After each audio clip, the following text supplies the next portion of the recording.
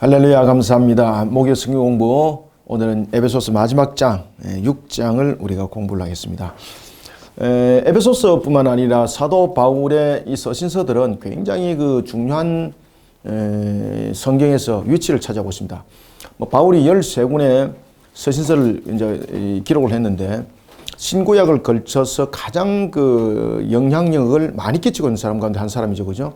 우리가 이제 신약과 구약에 있어서, 구약에서 가장 영향력을 많이 끼치고 있는 사람이 모세라고 그런다면은, 신약에 있어서는 가장 영향력을 많이 끼친 사람이 누구겠습니까? 바울입니다. 13권의 서신서. 이런 바울이 13권의 서신서를 쓸 때에 성경을 본격적으로 이렇게 기록하였던 그 시기가 언젠가 하면은 옥중에 갇혀서라는 것입니다. 그러니까 사도 바울은 어떤 순간도 하나님께서 그의 사역의 중요성을 결여시킨 적이 없는 것 같아요.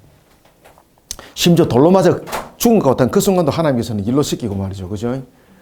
참 대단한 사람 같아요. 그래서 사도 바울은 그렇게 자신이 정말로 목숨을 걸고 뛰어갈 수밖에 없는 것은, 내가 정신적 질환자가 아니고 내가 천국에 그것을 직접 보았노라가 아니라 직접 자신은 그 천국을 갔다 왔다 그랬지 않습니까? 그죠? 그래서 삼층천에 관한 이야기들을 조명해 준 것을 우리가 볼 수가 있습니다. 특히 이제 신약과 구약 성경, 사도 바울도 이제 그런 내용들을 이제 많이 이제 주장을 합니다만은, 삼층천.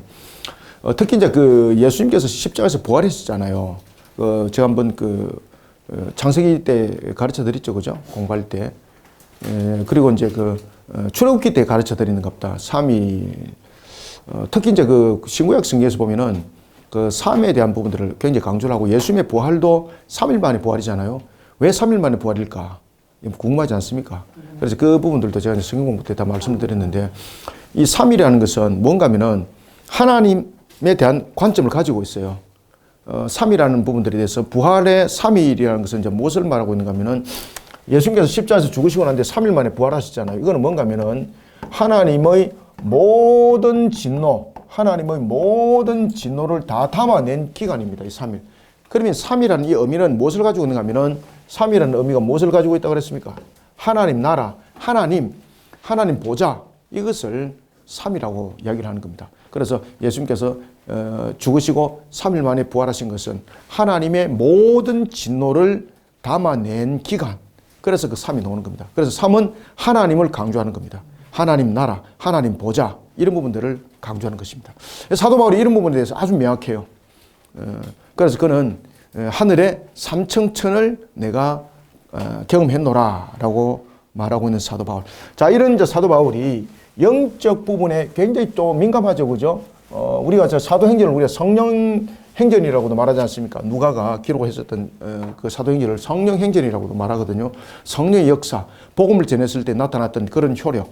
결국은 그가 지식으로 전한 것이 아니라 내가 전했지만은 그 효력은 성령께서 그 모든 것들을 역사하여 이루기 때문에 그 능력은 나타난다라는 부분에 성령의 증인이기도 합니다, 사도 바울은. 자, 이런 사도 바울이 오늘 두 가지 관점에서 굉장히 중요한 이야기를 합니다. 마지막에 그가 에베소서를 이제 마무리를 딱 하면서, 옥중 서신이잖아, 그죠? 그러면 옥중 서신을 기록할 때는 자신의 환경도 돌아보면서, 또한 주변의 환경들의 소식을 들었던 것을 다 같이 복합적으로 내용들을 정리하면서 서신을 기록하게 되는 거거든요. 그때 그가 마지막으로 딱 기록할 때에 굉장히 중요한 두 가지를 이야기를 하고 있습니다. 그것은 이제 하나님의 나라의 백성으로서, 또는 하나님의 백성으로서의 또한 교회들이 어떤 관점 속에 세워져야 되는가라는 부분에 이야기를 할 때 부모와 자녀 관계를 딱 들고 들어옵니다. 마치 모세 오경을 설명하는 것처럼 그렇게 설명을 하고 있습니다. 그래서 오늘 본문에 보면은 첫 번째, 부모에 대한 공경에 대해서 그 문제를 들고 나오고요. 그 다음에 두 번째는 영적 문제 부분에 대해서 하나님의 전신갑주에 대해서 이야기를 하고 있습니다. 우리가 이거 옛날에는 과거 성경은 성령 전신갑주라고 그랬지 않습니까? 그죠? 이 두 부분들을 가지고 그가 마무리를 하면서, 이제 너희들이 예수 그리스도 안에서 한 형제로서 교회들을 견고히 세워나가라, 이렇게 그가 이야기를 하고 있습니다. 그러면은 사도 바울이 오늘 1절부터 4절까지 보면은, 특히 이제 제가 이제 앞에 말했던 부모와 자녀 관계에 대해서 이야기를 하고 있거든요. 왜 그가 부모를 공경하는 부분을 통해서 왜 부모와 그리고 자녀 관계를 옥중 서신에서, 그것도 에베소 교회를 향해서 이 이야기를 하고 있을까라는 것입니다. 사도 바울이 가지고 있는 관점들은 오직 중심이 예수 그리스도 하나님이시거든요. 그래서 그의 13편의 이제 그 서신서를 여러분 보시면은 자신의 사도권을 그가 변증할 때 항상 등장하는 것이 하나님, 예수 그리스도거든요. 그러면은 결국은 그가 부모 공경에 관해서 이야기할 때 부모와 자녀의 관계를 통해서 지금 무엇을 지금 증명을 하고 있고 무엇을 증거하고자 합니까? 성도들과 하나님의 관계를 바르게, 성도들은 하나님과 관계를 바르게 세우라는 겁니다. 하나님과 관계를 바르게 세우라. 하나님과 관계. 그 다음에 하나님의 전신갑주를 통해서는 무슨 이야기를 할까요? 하나님의 전신갑주를 통해서는 하나님을 향한, 하나님께 전적 의지하는, 하나님을 향한 하나님의 신앙관으로서 우리는 세워져야 된다. 이런 부분들을 사도 바울이 에베소 6장을 통해서 증거해 주고 있습니다.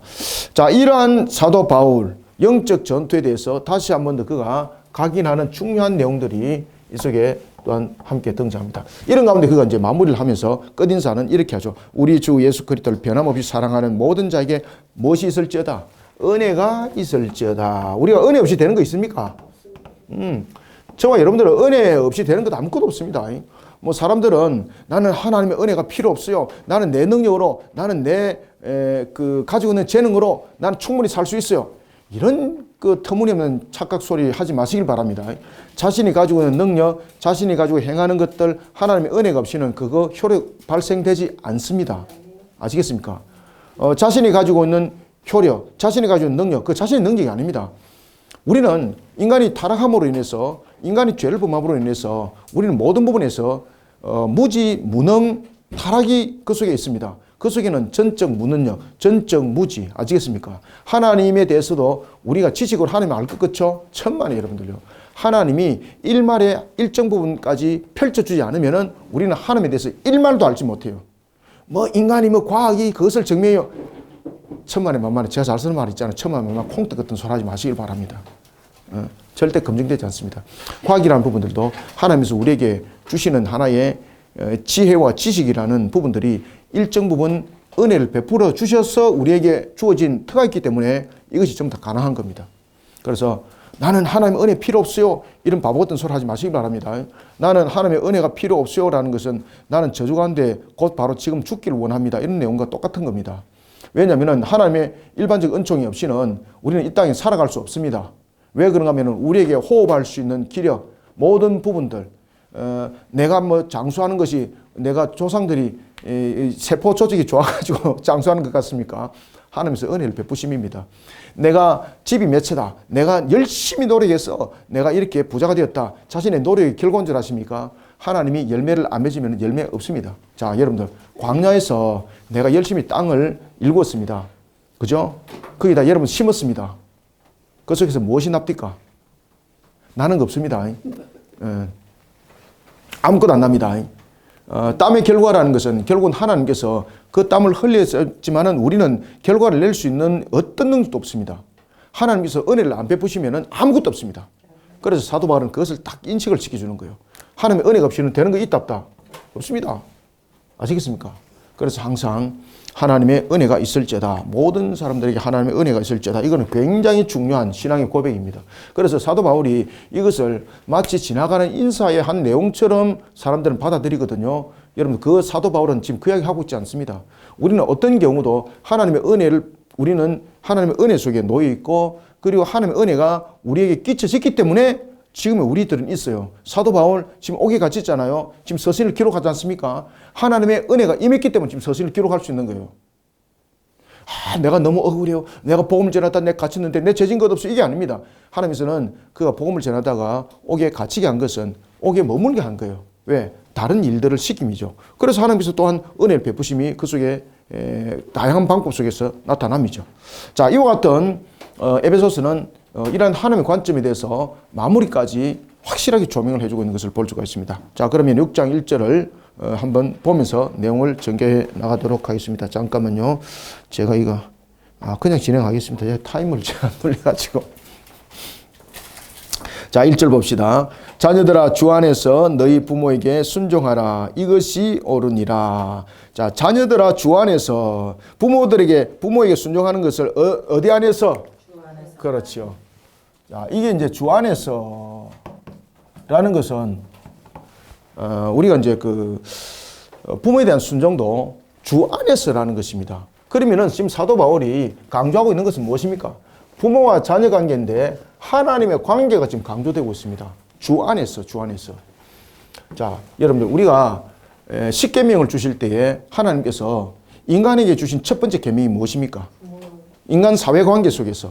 인간 사회 관계 속에서 준 첫 번째 계명이, 그래서 사도 바울이 지금 그 이야기도 하고 있거든요. 2절에서 약속의 첫 번째 계명이다. 이게 이제 뭔가 하면은 1계명부터 2, 3, 4, 5, 6, 7, 8, 9, 10계명 가운데서 자, 제4계명은 안식일에 관한 계명이잖아. 그죠? 이 1계명부터 4계명까지는 사람 부분인데 이것이 하나님을 향한 우리의 이제 신앙에 대한 관점을 담고 있지 않습니까? 그 다음에 이제 4계명부터 10계명까지는 누구와 관계입니까? 사람과 사람 관계입니다. 사람과 사람 관계. 그래서 사람과 사람 관계에 대해서 그 첫 번째 계명이 바로 5계명입니다. 부모를 공경하라. 부모를 공경하는 계명. 이것을 우리가 사람과의 관계 속에서 첫 계명이다 이렇게 말을 하는 겁니다. 그런데 사도 바울이 중요한 이야기를 했습니다. 주 안에서 어떻게 부모를 그렇죠. 공경하라. 순종하라. 이런 부분들은 예수님께서도 이미 이런 부분을 그 산상수훈에서 다 풀어주시죠. 그죠? 자, 여러분들 우리가 제5계명에서 부모를 공경하라 그러잖아요. 부모를 공경하라는 것은 나를 낳은 부모를 통해서 누구를 바라보라는 것입니까? 나를 낳은 부모를 통해서 부모를 통하여서 창조한 그 모든 창조의 시발점은 하나님이거든요. 그냥 부모의 공경을 통해서 그 부모를 공경하는 것을 통해서 하나님을 공경하는 부분들에 대한 신앙을 길러내는 것이죠.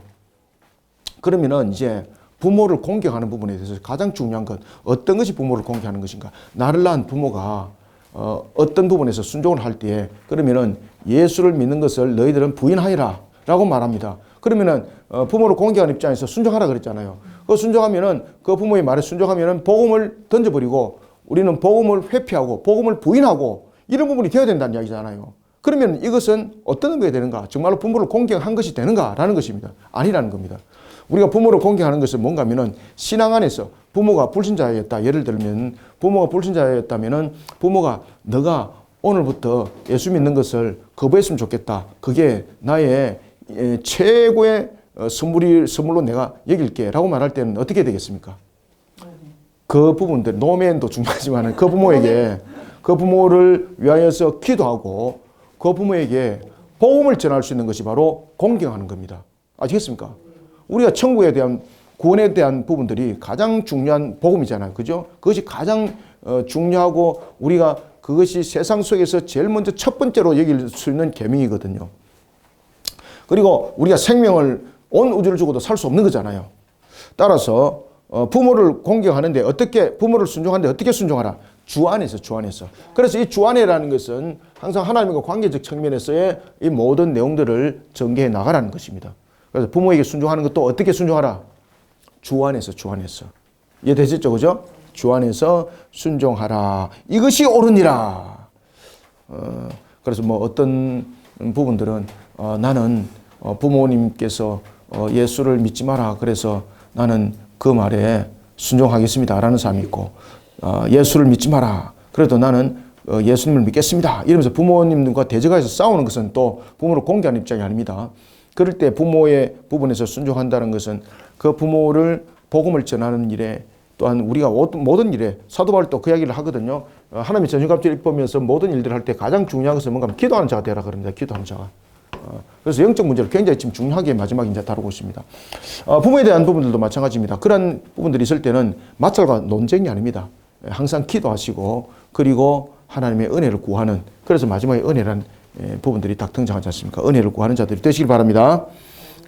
그래서 이렇게 이야기를 하는 겁니다. 2절, 네 어머니와 아버지를 공경하라. 이것은 약속이 있는 첫 계명이니. 자, 부모에게 순종하는 자에게만 주어지는 중요한 약속.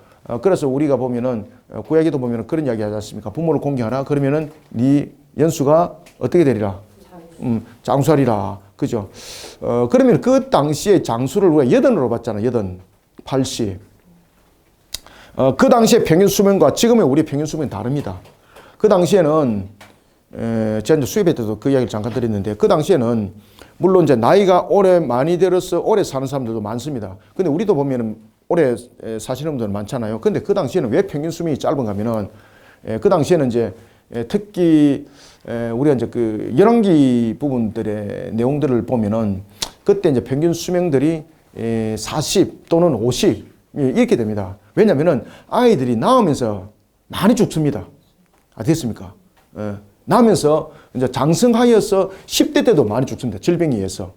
그러면서 장성하여서는 이제 오래 사는 사람들이 있죠. 그죠? 그래서 장성하여서 오래 사람들을 보고 우리는 수명이 오래 사네 이렇게 보시면 안 됩니다. 평균 수명이라는 것은 전부 다 토탈을 가지고 이야기를 하는 거예요. 그래서 지금은 보면은 우리가 나면서 아이들이 사망할 확률은 거의 뭐 많지 않잖아. 그죠? 특별한 경우 외에는. 그래서 평균 수명이 지금은 그때보다 더 깁니다. 그런 것을 우리가 참고하시고요.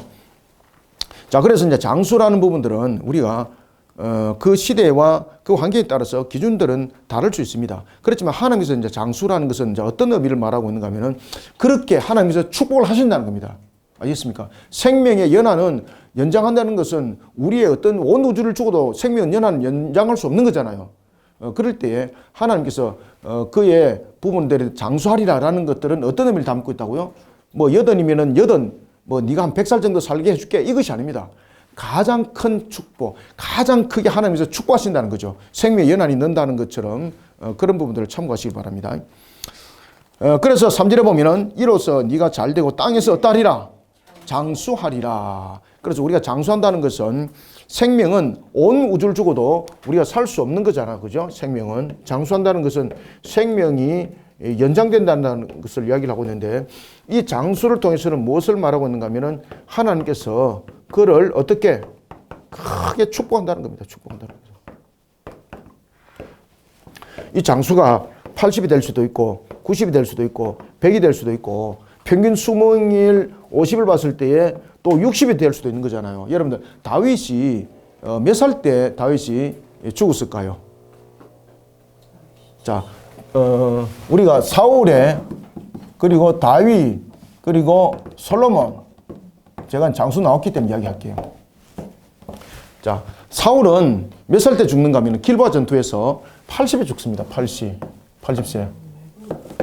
이때도 굉장히 전투에서 싸울 정도로 기력이 대단했습니다. 이때 이제 길보아 전투에서 블레셋 군대에 의해서 죽거든요. 그런데 다윗은 여러분들 그 몇 살 때 죽을까요, 여러분들요?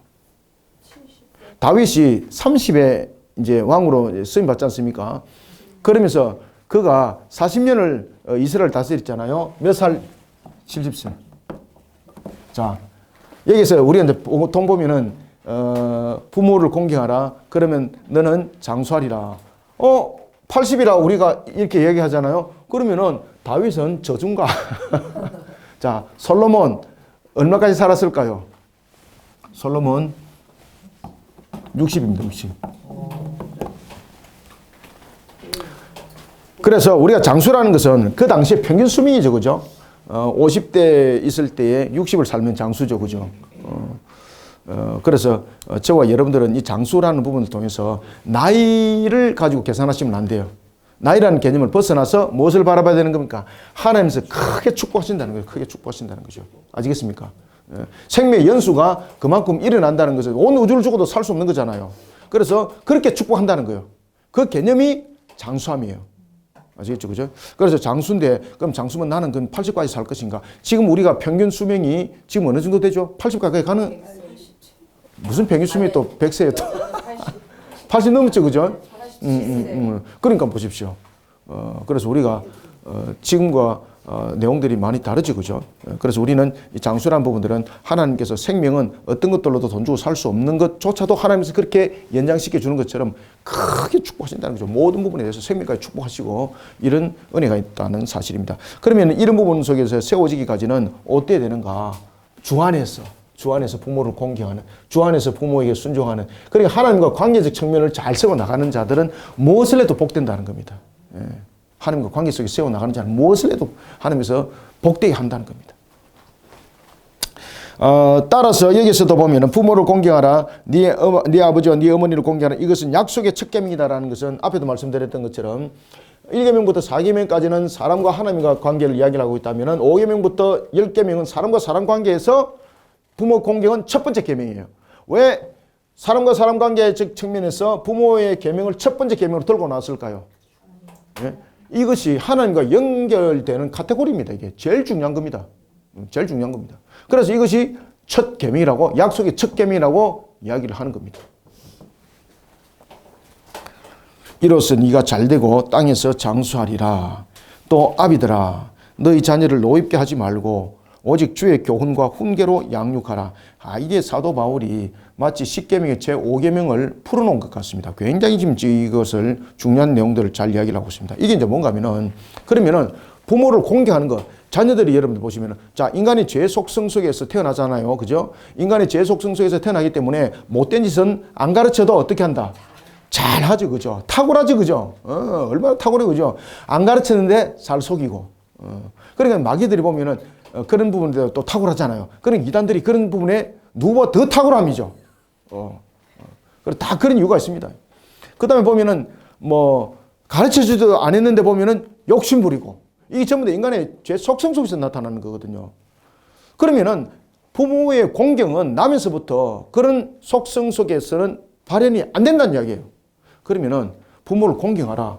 이거 나면서부터 이게 되겠습니까? 이거 안 된다는 이야기죠. 그러면 뭔가 하면은 부모들은 자녀들을 부모를 공경할 수 있도록 잘 가르치는 훈육하고 이런 데 책임이 있다는 뜻입니다. 이 5계명은.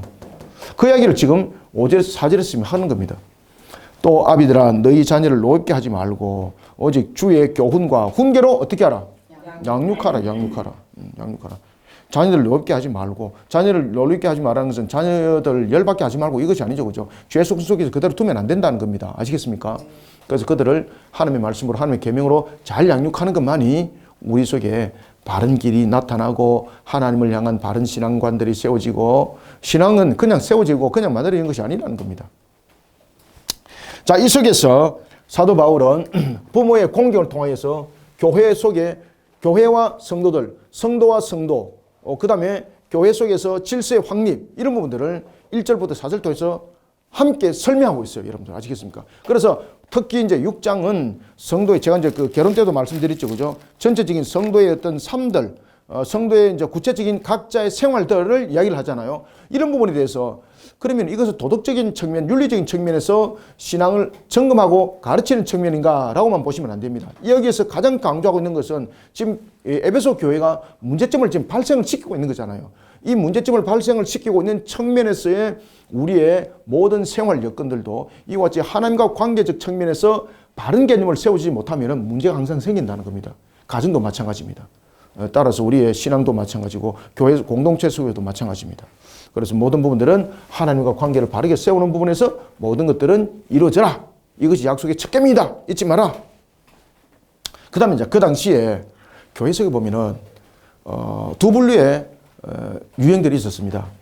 교회 가운데서 보면은 두 분류가 있었는데 크게 두 분류가 두 개 나눠지거든요.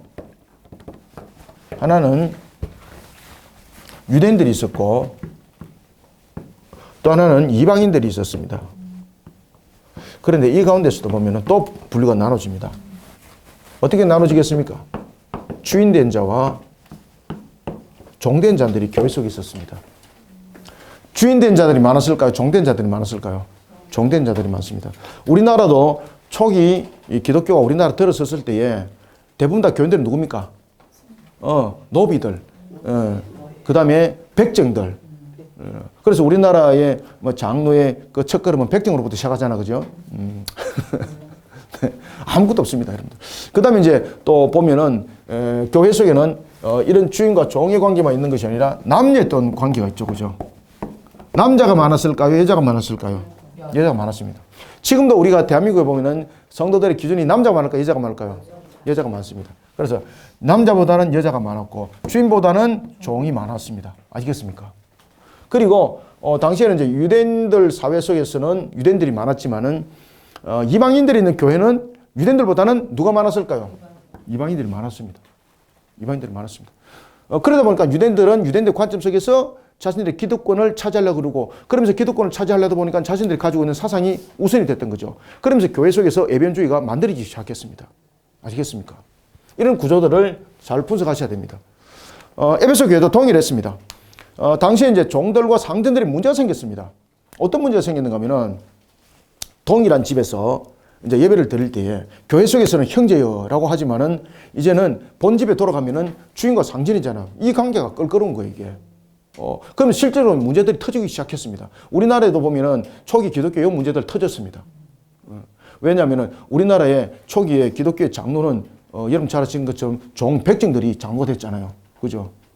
주인은 그냥 평신도였거든요. 그 교회에서는 장로고 또 집에서는 종이 되니까 이게 굉장히 껄끄럽던 거죠. 이런 부분에서 우리는 중요한 테마를 사도 바울이 에베소서를 통해서 가르쳐 주고 있습니다. 그것은 뭔가 하면은 너가 종과 상전 관계에 대해서 분명한 것은 분명해야 된다. 너가 삶의 터 속에서 종과 주인의 관계라면은 주인은 종을 하나님의 형상으로 돌아보면서 하나님의 형상의 관점으로 그를 다스리는 자가 아니라 그 관계를 형성해야 된다. 그런데 종은 어떤 관계 속에서도 내 위치 속에서 나는 그 역할에 대해서 충성을 다해야 될 자다. 그렇기 때문에 어떤 관계 속에서도 다른 것을 핑계 삼아서 자신의 모습을 게으르게 한다든지 나태하게 한다든지 이런 부분은 절대 발생해서는 안 된다. 자신에게 맡겨준 일에 대해서는 충성된 자가 되어야 된다. 아시겠습니까? 그것이 종과 상전의 관계인데 그러면서 두 사람의 관계를 다시 묶어버립니다. 그것은 뭔가 하면은 어떤 위치에 있든 어떤 자리에 있든 항상 하나님의 형상이라는 이 관점은 떨쳐버리지 마라. 그런데 종은 종의 위치에서 자신이 형제여 이렇게 말하면서 그것을 자신이 할 일을 회피한다든지 이렇게 하면은 그것은 하나님께서 그를 용서하지 않는다. 아시겠죠? 그죠? 자, 그런 부분들도 함께 전개되어 있는 것은 교회 속에서 이런 문제점들이 사실은 터졌던 겁니다. 종과 상전의 문제. 그러니까 종이 상전과 함께 교회 있을 때는 문제가 되지 않는데 이제 본집에 돌아갔을 때는 문제가 터진 겁니다. 그러면서 이제 이런 불만들이 교회까지 이제 들고 들어온 거예요. 그러면서 교회 속에서 이제 분쟁들이 일어나게 되고 이런 문제점들이 터졌던 겁니다.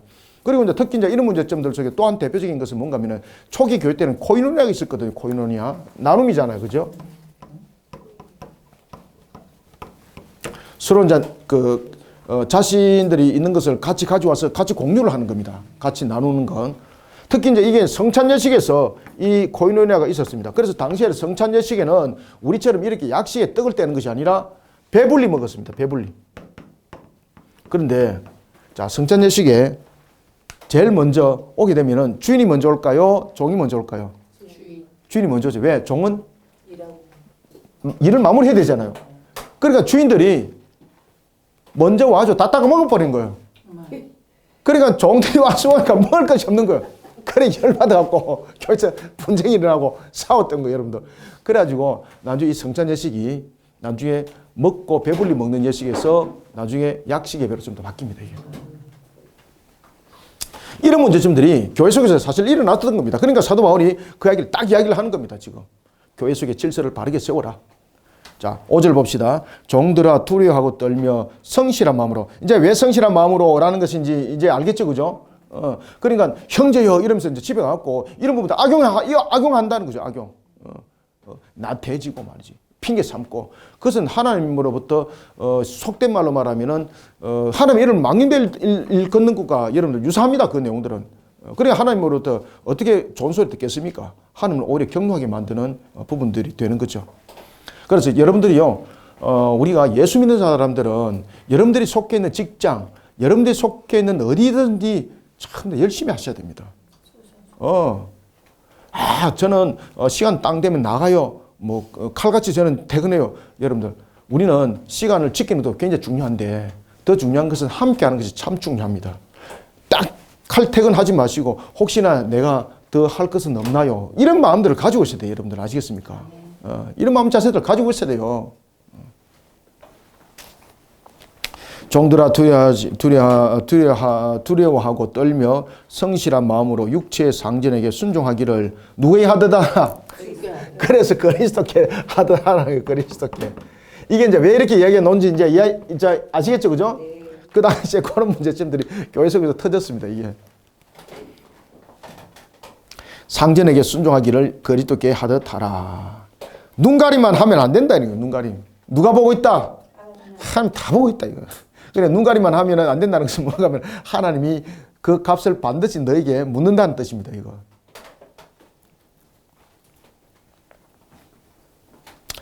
눈가림만 하여 사람을 기쁘게 하는 자처럼 하지 말고, 그래서 그 중심에는 항상 누가 있다는 것을, 중심에는 항상 하나님이 중심에 있다는 겁니다. 중심에.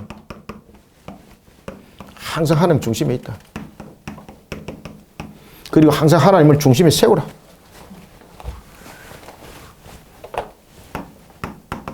여러분들, 우리는 누구를 중심으로 세워야 되겠습니까?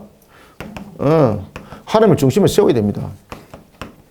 예수 그리스도를 중심에 세워야 됩니다, 여러분들. 십자가 신앙을 중심에 세워야 됩니다, 우리는. 그래야만이 불의한 자리에 서지 않습니다. 그래야만이 우리 자신들이 음란과 타락 속에 세워지지 않습니다. 그래서 우리는 항상 모든 것이 하나님 중심, 예수 그리스도 중심, 십자가 신앙 중심, 이 부분들이 확실해야 돼요, 여러분들요. 눈가림만 하여 사람을 기쁘게 하는 자처럼 하지 말고 그리스도의 종들처럼 마음으로 누구의 뜻을 행하고 하나님의 뜻을 행하고 마음으로. 마음이라는 것은 여러분들 보시면 마음의 중심에서 우러나는 거죠. 마음이라는 것은 실질적으로 그 사람이 그러한 인격 속에 세워지었을 때 마음으로 우러나는 겁니다. 이 마음으로 우러난다는 것은 인격이 되지 않는데 마음으로 우러나겠습니까? 안 됩니다, 여러분들요.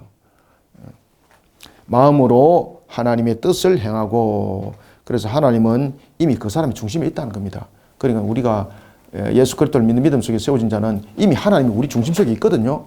근데 하나님의 중심 속에 있는데 하나님이 미련내고 엉뚱한 짓을 자꾸 하게 되면은 어떤 결과 나타날까? 이러면 하나님께서 다음에 해초리 딱 들고 나타납니다. 이거 그냥 둬서는 안 돼. 너 좀 맞아야 되겠다. 두들기 맞습니다, 여러분들. 이는 8절, 이는 각 사람이 무슨 선을 행하든지 종이나 자유인이나 주께로부터 그대로 받을 줄을 압니다. 그래서 여러분들 사도 바울이 지금 왜 이런 이야기를 했는가 하면은 이게 사도 바울의 신앙의 고백이 속에 있습니다. 자, 사도 바울이 선을 행하라 이러잖아요. 왜 선을 행하라 그랬을까요? 이거는 뭔가 하면은 자신이 누군가를 섬겼다. 그 다음에 선을 행했다. 이거는 하나님을 섬긴 거예요. 선을 행했다. 하나님을 향하여서 이런 행동을 한 거예요. 그러면은 하나님이 전부 다 받으셨다는 뜻이에요, 사도 바울의 신앙은. 그래서 사도 바울은 선한 행동과 섬김을 굉장히 중요하게 강조했어요. 왜냐하면은 내가 하나님 앞에 그런 섬김을 했고 내가 하나님을 기쁘게 하는 행동을 했잖아요. 그러면 하나님이 그것을 다 받으신 거거든. 그러면은 다음에 돌아오는 것은 무엇입니까? 하나님께서 그에게 반드시 더 큰 축복으로 응답한다는 것이 사도 바울의 신앙관이 그 속에 있었던 것입니다. 그래서 오늘 보면 그 이야기를 딱 하는 겁니다. 주께 하듯 하라. 그 다음에 주께로부터 그대로 받은 줄 알아라 라는 것은 선행과 봉사 수고, 결국은 하나님께 한 것이거든요. 그렇기 때문에 그는 하나님으로부터 그 보상을 받는다라는 그 신앙관을 가지고 있었어요. 그래서 사람에게 하더라도 사람은 그것을 내게 보상을 못 하는데, 여러분들이 생각할 때 내가 저 사람한테 이런 일을 하면 저 사람이 나를 보상하겠나? 보상할 수 있는 능력이 있는 사람한테는 다 그렇게 하는데, 그러지 않게 보는 사람에는 안 한 그런 경우가 있잖아요. 그죠? 그건 바로 편견이거든요. 그러면은 하나님께서 그걸 딱 보고 계시는 거죠. 그래서 사도 바울이 그 이야기를 하는 거죠. 내가 볼 때에 저 사람이 내가 선한 행동을 하고 섬김을 했는데 내가 저 사람이 받을 것 아무것도 없다. 그래도 그 부분에 대해서 신앙관을 바르게 세워서 그들을 섬겼다는 것은 그를 섬기는 것이 하나님을 섬기는 것이었어요. 그 신앙관에는 무엇이 있었는가 하면 바로 이와 같이 선행과 봉사와 수고는 결국 하나님께 한 것이었고 그분에게 행한 것이었기 때문에 그분으로부터 보상을 받는다라는 그러한 바울의 사상관이 있었던 겁니다. 8절, 이는 각 사람이 무슨 선을 행하든지 종이나 자유인이나 주께로부터 그대로 받을 줄을 알미라. 상전들아, 그래서 상전들도 똑같이 이제 정신 차리라는 거죠. 상전들아, 너희도 그들에게 이와 같이 하고 위협을 거치라. 이는 그들과 너희의 상전이 어디에 계신다? 하늘에 계신다는 것을 깨달아라. 하늘에 계신다는 거, 그죠? 너희의 상전이 하늘에 계시고 그에게는 사람을 외모로 취하는 일이 없는 줄 너희가 알미라. 자, 그러면은 지금 사도 바울이 여기서 강조하는 것은 무엇입니까? 하나님의 형상관입니다. 형상관. 예수님께서 산상수훈을 통해서 여러분들 가르침을 줄 때 이 부분을 굉장히 강조합니다. 특히 하나님의 형상이라는 것은 우리의 눈으로 볼 때는 차이가 있을 것 같고 내가 볼 때는 가치 없고 어리석게 보이지만은 하나님의 형상이거든요. 근데 그들 향해서 나가라고 한다든지 그들 향해서 저주하는 것은 곧 하나님을 향한 저주다. 그래서 그 영혼에 관한 그 저주는 영혼을 죽이는 죄가 되거든요. 그래서 그것을 살인죄로 유했습니다. 그러니 우리는 항상 이런 부분에 상전 위에는 또 자기 상전이 누구라는 것을 깨달아는 겁니까? 자기 위에 또 하나님이 있다는 것을 깨달아는 겁니다. 그렇기 때문에 빚진 자에 대해서 이야기를 할 때에 여러분 잘 아시죠? 그죠? 1만 달란트 기억나십니까? 그가 데나리온을 가지고 빚진 자를 가지고 자기는 1만 달란트 해결해 놔놓고 탕감받아 놔놓고 데나리온을 빚진 자를 갖다 잡고 너는 이것을 다 갚지 못하면 너는 살지 못하리라 막 그러니까 주인이 다시 부르잖아요. 네가 그렇게 했다는 것은 네 은혜를 망각한 것이다. 그러면 너가 내게 빚진 거 다 갖고 다시 해라.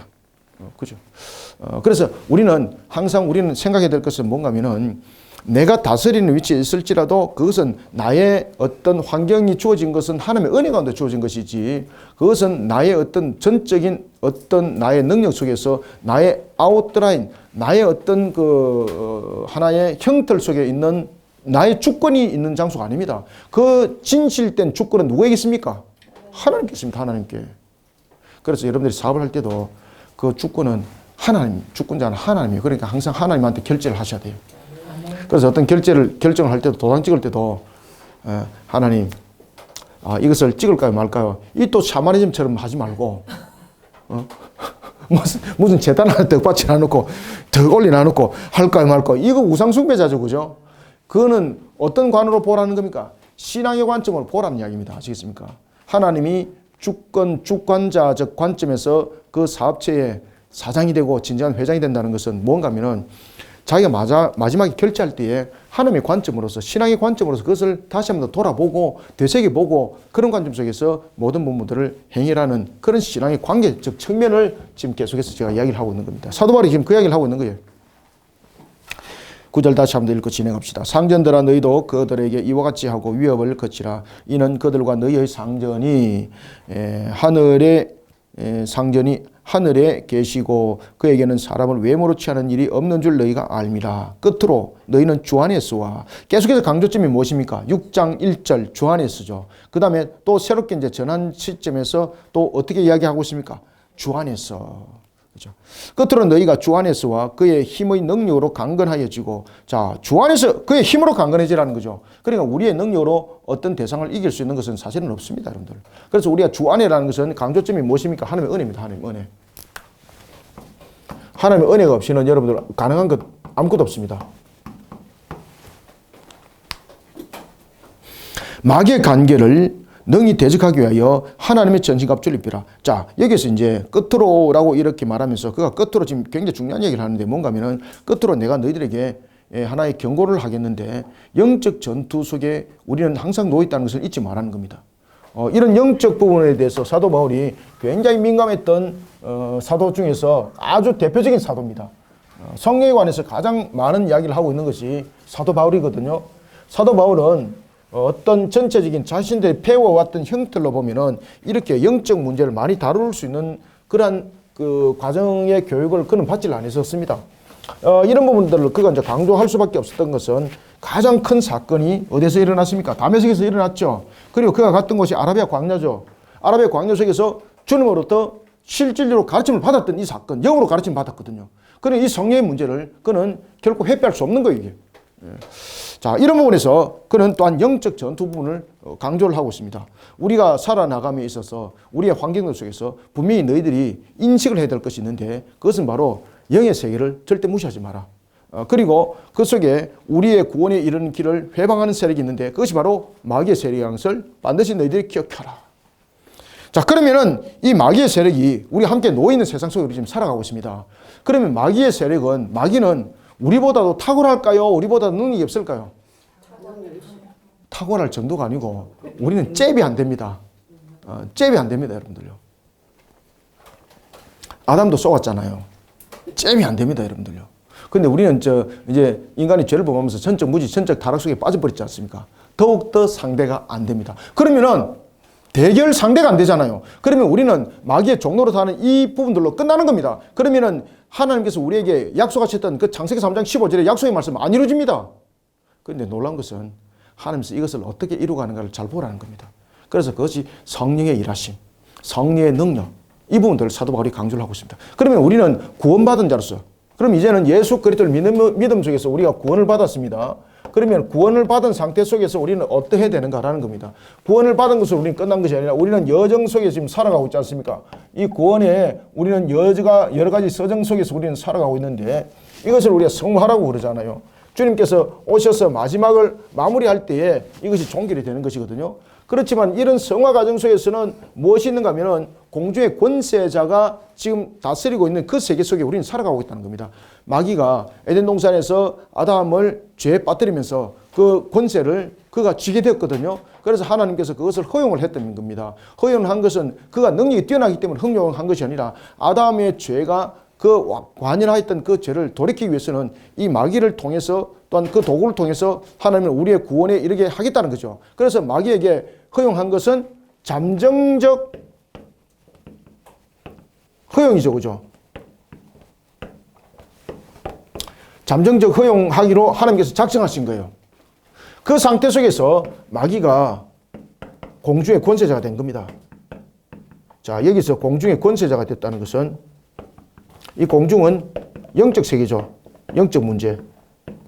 그러면 마귀는 영적인 문제로만 이 문제를 일으키는가? 아닙니다. 영적인 문제가 육적으로 오는 거죠.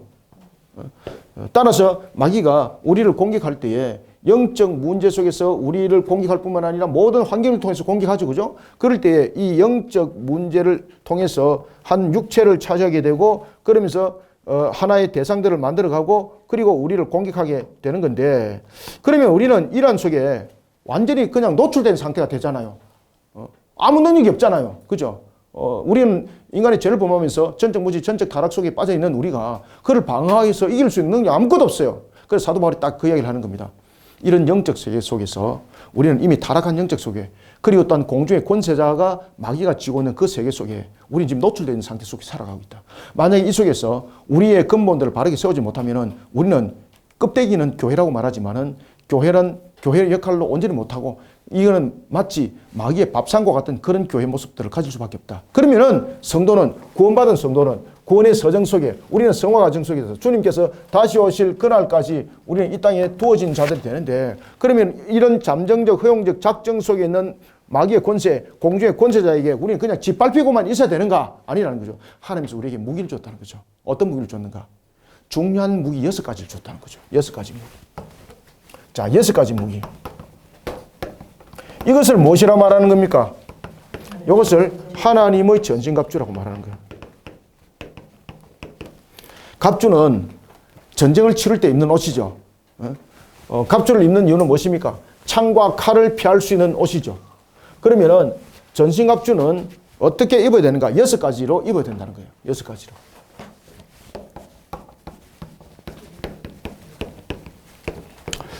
처음에 개그금보다는 조금 오늘 진도가 좀 늦어질 수가 있을 것 같아요. 제가 타이밍을 좀 못 늘려가지고 지금 시간 감각할지 모르고 있습니다.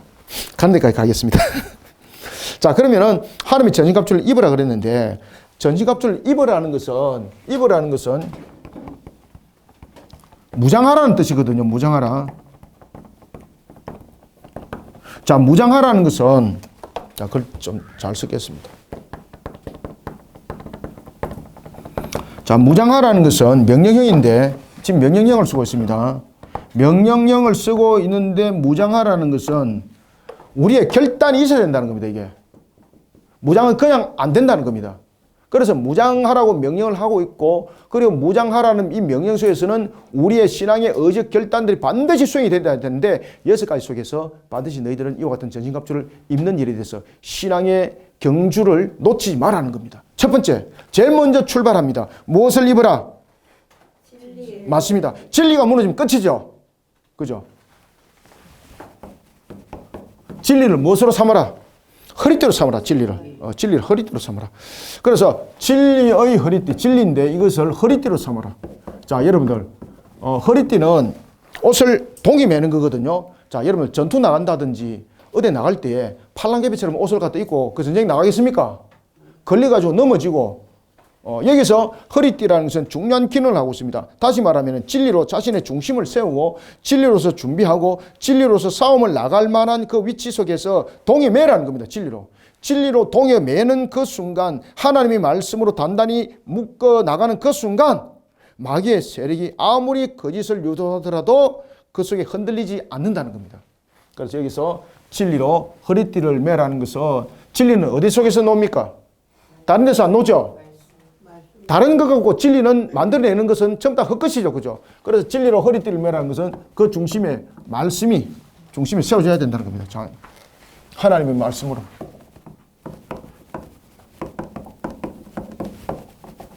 하나님의 말씀이 그 중심에 이루어서 제일 먼저 출발, 영적 무장, 출발점. 무엇부터 무장하라? 맞습니다. 엉뚱한 짓 하지 마라. 말씀으로 허리띠를 동이 매라. 말씀이 전투를 치룰 수 있는 가장 중요한 요소가 된다. 그래서 진리의 띠를 매라라고 이야기를 하고 있는 겁니다. 그래서 진리의 띠를 매는데, 그런데 이 진리의 띠를 매는 이유가 어떤 이유인지를 잘 보십시오.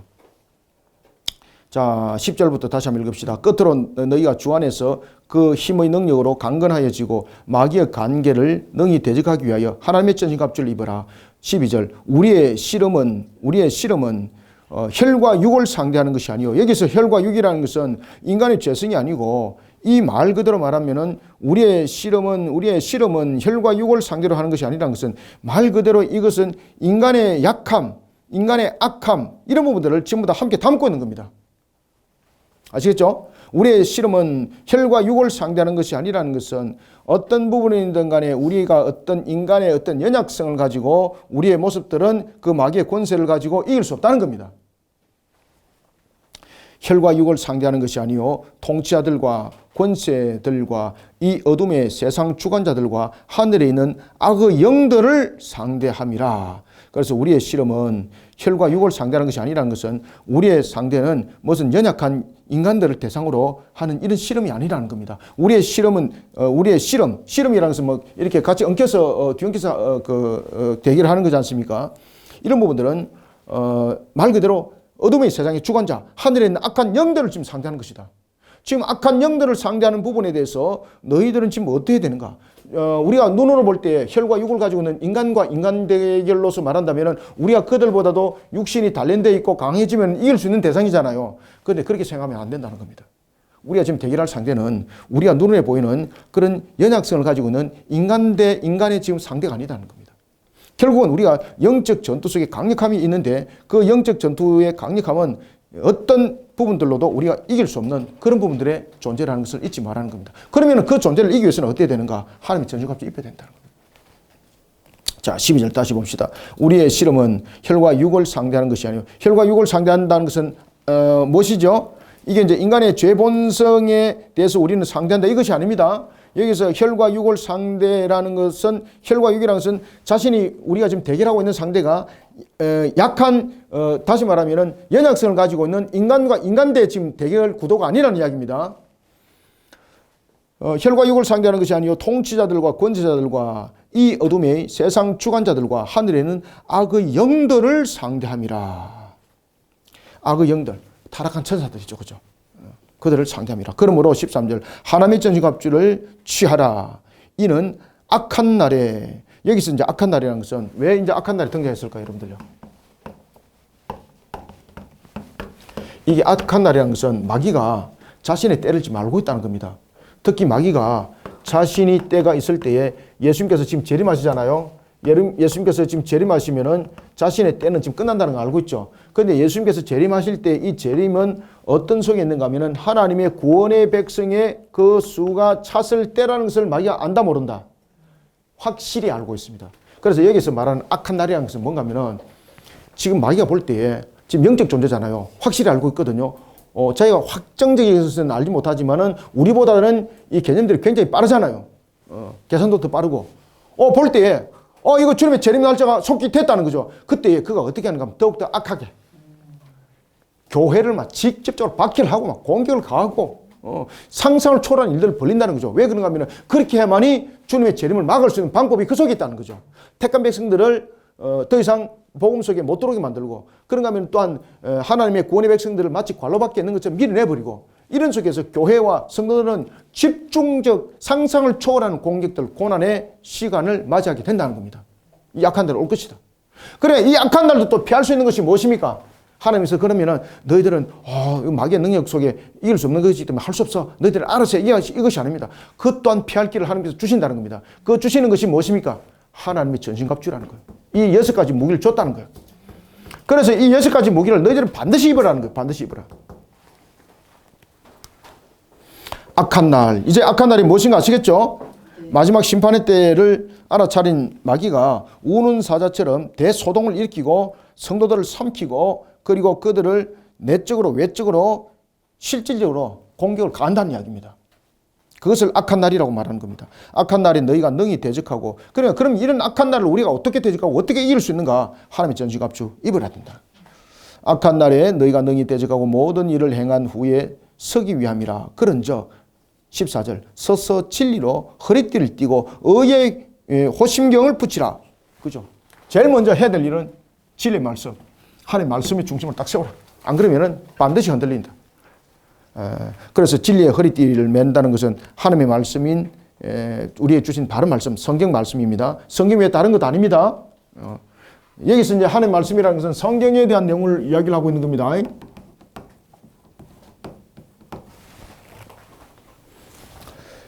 그 말씀으로 자신을 단단히 묶으라는 겁니다. 영적으로 무장하지 않으면 안 된다는 거죠. 그렇게 묶었을 때에 마귀의 어떤 유혹도 틈타지 못하는 겁니다. 그래서 우리가 보면은 창세기 6장에서 보면은 노아의 방주 기억나시죠? 모든 것을 하나님의 말씀대로 만들라 그러죠. 하나님의 말씀대로 만들고 마지막에 무엇을 칠하라? 역청까지 안팎으로 칠하라 말씀을 주잖아요. 그런 진리의 말씀으로 허리띠를 메어라. 그러면은 빈틈이 안 생긴다. 그럼 이것으로 끝나야 되는가? 아니라는 겁니다. 두 번째는 무엇을 쳐라? 의의 호심경을 치라. 의의 호심경. 의로서 의의 호심경을 치라. 자, 호심경은 어디다가 치는 겁니까? 배 가슴이죠. 그죠? 우리가 진리의 띠를 매가지고 가다 보면은 우리 몸이 방어가 안 되잖아요. 우리의 몸이 방어가 안 되면 전부 다 공격 대상이죠. 그러면은 의지만 갖고 나갔다가 시체돼서 돌아옵니다. 의지만 갖고 나가다가 시체돼서 돌아옵니다. 그래서 항상 우리의 모습 속에 말씀이 세워졌다면은 이제는 두 번째 무엇을 생각하라는 겁니까? 그리스도의 의를 본받는 삶을 살아가는 그 실전의 삶들을 살아가라는 겁니다. 그리스도를 본받는 삶들.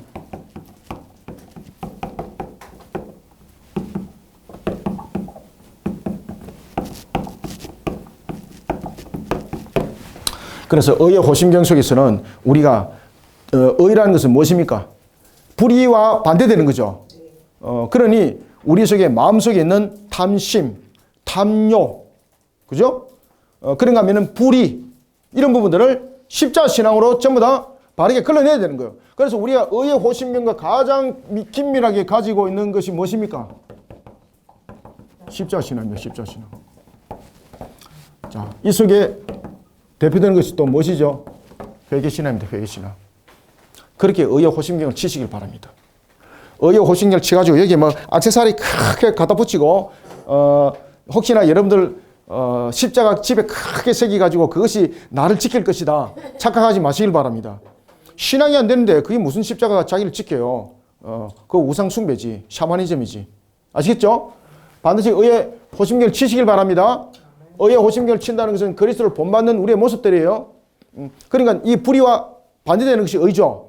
그런 부분들을 우리가 돌아본다면 십자신앙은 또 어떻게 세워집니까?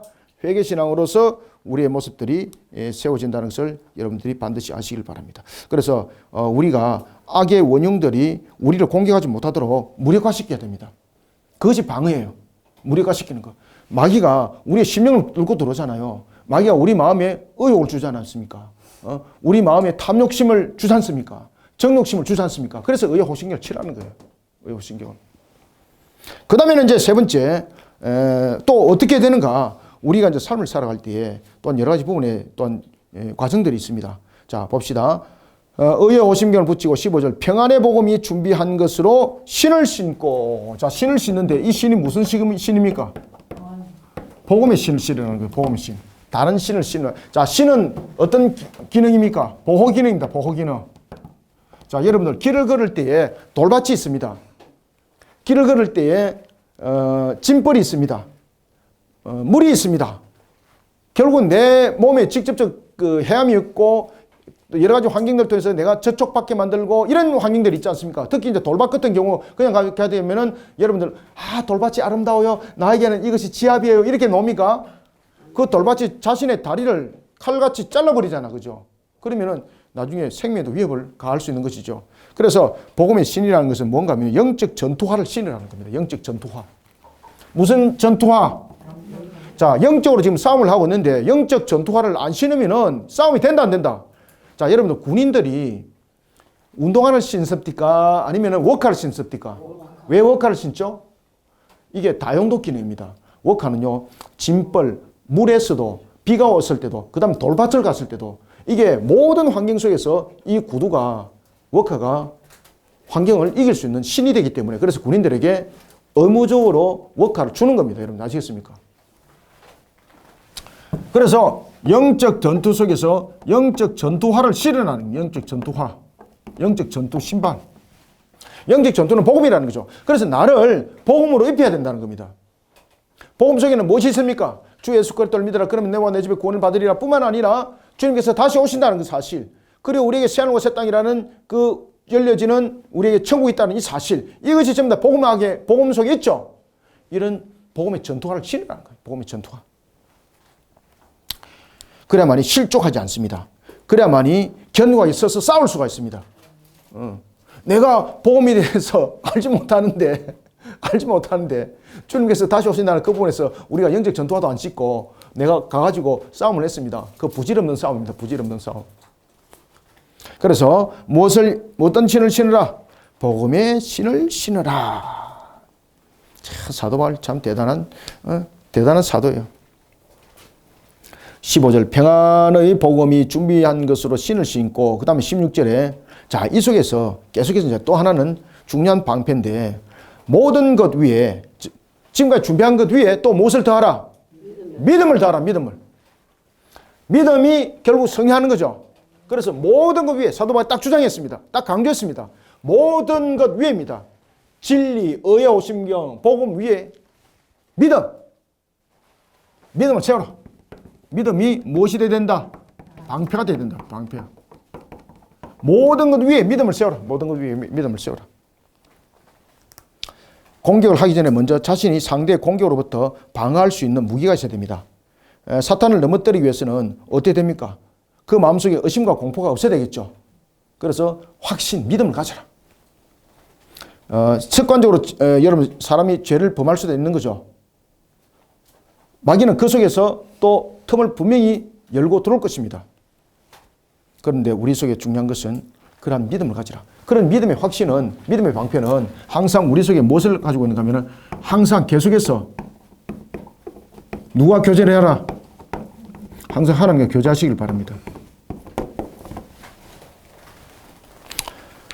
항상 하나님과 교제하시길 바랍니다. 그래서 믿음은 결국은 하나님을 아는 지식에서 나오죠. 믿음은 하나님과 깊은 교제 속에서 더욱더 강화되죠. 그래서 우리는 믿음의 방패를 어떻게 들어야 되겠습니까? 항상 하나님과 교제하시길 바랍니다. 그래서 사도 바울이 끝에 기도 이야기를 하는 겁니다. 그리고 난 뒤는 또 우리가 17절에서 구원에 대해서 툭을 써라.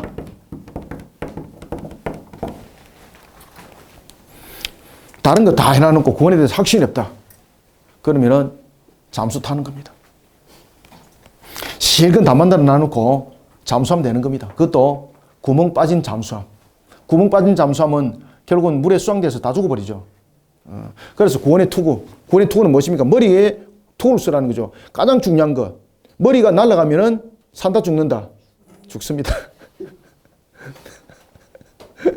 다른 거 다 멀쩡한데 구원의 투구 안 쓰고 가다 머리 탁 날아가 버렸습니다. 그럼 무엇입니까? 다 끝장나는 거예요, 여러분들. 그래서 6가지를 다 갖춰야 돼, 6가지를. 구원의 투구를 써라. 머리는 신체 가장 중요한 요소입니다. 구원의 확신은 성도들을 영적으로 안전하게 그들을 만들어 놓고 가장 중요한 하나의 테마 속에 세워놓는 것입니다. 그래서 성도는 구원의 확신을 반드시 가지시길 바랍니다. 구원의 확신을 반드시 가지시길 바랍니다. 그러면은 이렇게 이제 방어 무기가 다 되었습니다. 방어만 하고 끝날 것입니까? 영적 전투를 치르라고 했잖아요. 방어만 해서는 안 됩니다. 이제는 이와 같이 진리의 띠를 띄었습니다. 이런 말씀 세우기에서 말씀이 중심을 이뤘습니다. 이 말씀이 중심을 이루는 것이 허심경, 복음의 신, 방패, 구원의 도구 속에 이 말씀이 이제 살아 움직이는 겁니다. 그래서 첫 번째와 여섯 번째가 말씀과 말씀이 가는 겁니다. 마지막에 공격 무기가 무엇이 되겠습니까? 그렇지. 결국은 나의 중심 속에서 방어를 형성했던 이 말씀이 공격 무기로 나타나는데 그것이 바로 말씀의 권세입니다. 진짜로 실질적으로 이 말씀의 권세가 서게 만들고 일어서게 만드는 역사가 일어나는 겁니다. 그래서 말씀이 이제 무엇이 되는 겁니까? 검이 되는 겁니다. 검이. 말씀의 검, 성령의 검. 성령의 검을 준비해라. 이 성령의 검이 무엇입니까? 말씀을 어떻게 하라? 선포하라. 검이 된다는 것은 이거는 무기를 사용하라는 것이거든요. 무기는 어떻게 사용하는 겁니까? 자, 무기는 저 천장에 그냥 갖다 모셔놓으면 그게 무기입니까? 무기는 전투 속에서 싸우는 기능을 해야만이 무기가 기능을 하는 거죠. 다시 말하면은 진리의 띠를 띠고 있던 이 말씀이 이제 현으로 나타나서 말씀을 선포하라는 겁니다. 선포하라. 그래서 말씀과 말씀으로 끝나는 겁니다. 자, 이런 속에 하나님의 전신갑주를 입으라는 겁니다. 그러면 하나님의 전신갑주를 효율적으로 더욱더 우리가 이것을 움직이기 위해서는 어떻게 되는가? 항상 어떻게 하라? 기도하라. 항상 기도하라. 항상 기도하라. 이거 절대 잊지 말아요. 기도하라. 기도하라. 자, 17절부터 읽읍시다. 구원의 투구와 성령의 검 곧 하나님의 말씀을 가지라. 여기서 하나님의 말씀을 가지는 이유는 무엇입니까? 이것이 성령의 검, 무기가 되는 겁니다. 그래서 무기가 된다는 것은 말씀을 선포하라는 것입니다. 그죠? 이런 속에 우리가 어떻게 되는가? 더욱더 기도하기를 힘쓰라. 자, 18절. 모든 기도와 간구를 하되 항상 어디 안에서 기도하라? 성령 안에서 기도하고 이를 위하여 깨어 구하기를 항상 힘쓰며 여러 성도를 위하여 구하라. 기도와 간구, 전신갑주를 더욱더 효력 있게 만든다 이 말입니다. 영적 전투를 승리를 위해서 반드시 기도하시길 바랍니다. 그래서 기도한 자리에 결심하시길 바랍니다. 저는 기도를 하다가 자기도 해요. 뭐 주무시도 또 영어로 또 기도하는 길도 있습니다. 그것도 그러면 저는 잠에서 기도하겠습니다. 뭐 이렇게 또 빼딱하게 또 말하지 마시고 때로는 우리가 기도하다 보면 하나님의 수면에 딱 취해서 영어로 딱 기도하게 만드는 일도 있어요. 이 늘 있는 것은 아닌데 저도 그런 것을 체험을 했기 때문에 지금 그 이야기를 하는 겁니다. 딱 하나님의 수면 들게 딱 만드시고 영과 영을 통해서 기도하게 딱 만들어요. 그래서 마치 무엇을 보는 것처럼 마치 생비디오를 보는 것처럼 쫙 이렇게 펼쳐줘요. 그런 경험 해보셨죠? 예. 그걸 가지고 또 어디 가고 또 내가 뭐 어떤 맛이 신비한 사람인 것처럼 가지고 막 떠벌리고 이러지 마시고요. 항상 겸손하셔야 됩니다. 그래서 기도가 깊은 사람은요 인격이 겸손합니다. 막 어디 갖고 막 나팔 안 됩니다. 대체로 보면은 이 냄비가 되어 있는 사람들이 보면은 얼마나 시끄러운지 몰라요, 여러분들요. 이야, 이 기도하니까 뭐가 나타난다. 이 좀 냄비입니다. 기도에 깊은 사람은요, 그렇게 냄비가 안 돼요, 여러분들요. 아주 겸손해요, 아주 겸손해요. 그래서 변은 익을수록 어떻게 된다? 맞습니다. 변은 익을수록 자는 거 아닙니다. 겸손해진다는 겁니다, 겸손해진다.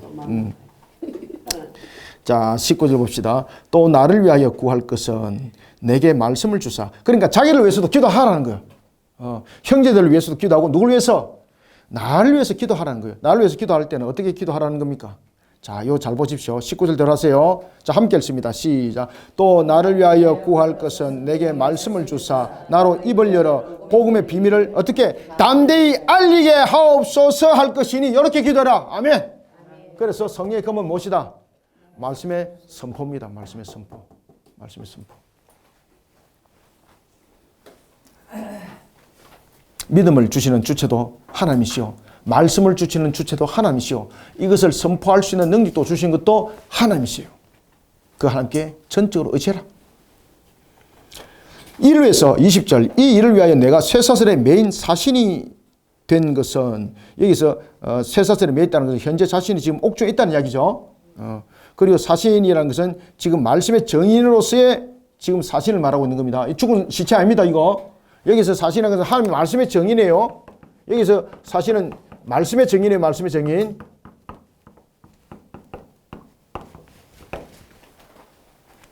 내가 쇠사슬에 매인 사신이 된 것은 나로 이 일에 당연히 할 말을 담대히 하게 하려 하심이라. 나의 사정 곧 내가 무엇을 하는지 너희에게도 알리려 하노니 첫 번째 사랑을 받은 형제요 두 번째 주 안에서 진실한 일꾼인 두기고가 모든 일을 너희에게 알리리라. 두기고는 사도 바울과 동행을 하면서 특히 이제 사도행전 20장에 나타나죠. 그죠? 사도행전 20장 4절에 보면 두기고 나타나는데 아주 신실한 동역자입니다. 그러니까 여러분 이 서신을 전할 정도로 되었다는 것은 사도 바울과 같은 그러한 하나의 지체라고 보시면 됩니다. 예를 들면 사도 바울이 서신을 보냈는데 안에 자신이 서신을 다르게 쓸 수도 있겠죠. 그리고 서신을 에베소 교회 안 가고 그냥 찢어버려가지고 에라이 모르겠다 막 그냥 던져버릴 수도 있겠죠. 그죠? 그래서 서신을 썼던 사람도 중요하지만요. 이 서신을 전달하는 사람이 매우 중요합니다. 여러분들이 사도 바울 같이만 되지 마시고 두기고와 같은 동역자도 필요합니다. 사도 바울이 열심히 썼습니다. 그런데 전하지 못합니다. 아무 효력 발생된다 안 된다? 안 됩니다. 여러분들. 근데 두기고는 한 절만 딱 정정하잖아요. 근데 두기고가 이렇게 충실하게 일을 했음으로써 지금 이 기록이 우리에게까지 지금 온 겁니다. 이게. 두기고가 얼마나 중요한지 아시겠죠? 그죠? 그래서 우리는 주인공만 자꾸 되려고 그러지 말고 조연도 있어야 됩니다. 영화가 한 편에 만들어지려면은 주연도 있어야 되고 조연도 있어야 되고 누구도 있어야 됩니까? 맞습니다. 액터가 없으면은 그 영화가 완성이 되나요? 나중에 보면은 엑스트라가 있기 때문에 영화가 재밌는 거예요. 그죠? 엑스트라가 있기 때문에 그 영화가 전체적인 하나의 그 장르들이 구성이 되어지고 완성이 되어지는 거예요. 마찬가지입니다. 두기고는 단순한 엑스트라가 아닙니다. 단순한 조연이 아닙니다. 그래서 우리는 어떤 환경, 어떤 위치에 있든지 하나님께서 가장 기묘하게 쓰는 모습이라는 것을 아시고 항상 앞에 드러내가지고 이름만 화려하게 자꾸 드러내려 하지 마시고 오늘은 내 이름 좀 안 불러주나? 이게 아닙니다. 주님은 이미 그 이름을 다 불러주고 계세요. 그래서 우리는 마치 한 그늘에 있는 사람처럼 사역을 하더라도 하나님은 다 기억하세요. 여러분들. 두기고 같은 겸손한 자 되시기 바랍니다. 여기서 이제 아멘 해놔놓고 이제 나는 바울이 될래요. 처음부터 바울 되면 서신만 계속 써놔놓고 누가 전달할 거야, 누가? 때로는 두기고가 되고, 그죠? 때로는 디도가 되고, 때로는 디모데가 되고, 그런 사람들 필요해요, 여러분들요. 22절 우리 사정을 알리고 또 너희 마음을 위로하기 위하여 내가 특별히 그를 너희에게 보내었노라. 아버지 하나님과 주 예수 그리스도께로부터 평안과 믿음을 겸한 사랑이 형제들에게 있을지어다. 아멘. 결국은 믿음을 수반하는 것은 사랑으로서 그 열매를 함께 맺어감입니다. 그래서 우리가 믿음을 겸한 사랑. 자, 믿음을 겸한 사랑. 원수까지도 사랑해야 됩니다. 그죠? 믿음을 겸한 사랑. 그리스도와 연합한 사랑. 이것이 믿음을 겸한 사랑이라 이렇게 볼 수가 있겠습니다. 믿음을 겸한 사랑이 형제들에게 있을지어다. 우리 주 예수 그리스도를 변함없이 사랑하는 모든 자에게 무엇이 있을지어다. 그렇죠. 우리는 은혜 없이는 못 삽니다. 우리는 은혜 없이 되는 것 아무것도 없습니다. 오늘도 은혜 안에 항상 거하시기를 또한 항상 있다는 사실을 믿음으로 그리고 또한 우리의 분명한 신앙관으로 세워나가는 저와 여러분들이 다 되시기를 소원합니다. 기도하겠습니다. 하나님 감사합니다. 주님께서 우리에게 에베소서 1장부터 6장까지 달려오게 하셨습니다. 주님의 주신 말씀으로 오늘도 우리를 견고하게 세워나가면서 하나님께서 우리에게 무엇을 어떻게 행해야 될지를 깨닫게 알게 하실 때 하나님의 전신갑주를 통해서 우리에게 다시 한 번 더 조명해 주었습니다. 그런가 하면 또한 하나님의 전신갑주를 우리에게 더욱더 견고하게 세워나가는 것, 곧 기도하는 우리의 모습이라 하였습니다. 오늘도 우리가 나라와 민족을 위해서 또한 복음을 위해서 우리가 오늘도 기도하는 자리에 우리를 올려 하나님 앞에 엎드리기를 구합니다. 날마다 우리의 새벽제단이 주님 앞에 영광이 되게 하여 주시고 날마다 우리의 기도의 무릎이 낙타의 무릎이 주님을 향한 무릎, 주님이 나라를 세우는 무릎, 주님이 기뻐하는 무릎이 되게 하여 주옵소서. 오늘도 이란 속에 주신 우리의 모든 말씀들이 에베소서에 주신 말씀들이 우리 모든 성도들에게 은혜가 되고 꼴이 되고 하나님의 영광이 또 높여지길 소망하며 예수님의 이름으로 기도드리옵나이다. 아멘.